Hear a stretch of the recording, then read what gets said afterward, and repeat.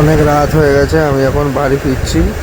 রাস্তাঘাটে কেউ নেই, চারিদিকে অন্ধকার, কোনো লোকজন দেখতে পাচ্ছি না।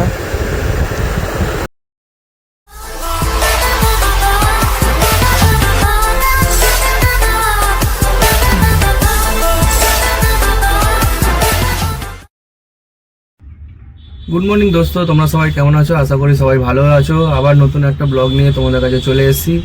আজকে সকাল সকাল অনলাইন হয়ে গেছি, এখনো পর্যন্ত একটা ভাড়া পাইনি, ওয়েট করছি ভাড়ার জন্য।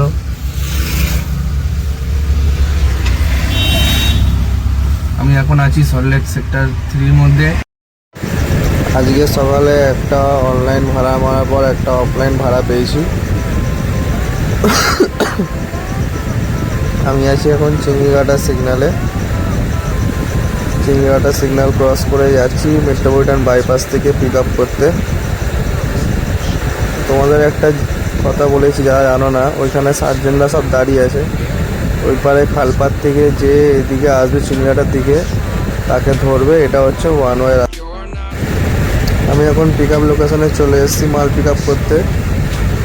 এই যে মাল লোডিং হচ্ছে, সব হাগিস আছে, প্যাম্পাস।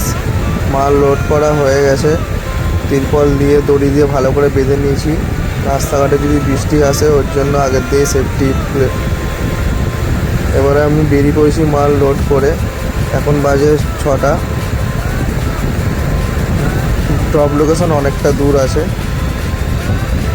এখন কোনা এক্সপ্রেস দিয়ে যাচ্ছি, আমি আমদুল রোডে ঢুকবো। এখান থেকে কাস্টমারের ড্রপ লোকেশন হচ্ছে 15 কিলোমিটার। তাড়াতাড়ি করে আমাকে কাস্টমার লোকেশনে পৌঁছাতে হবে।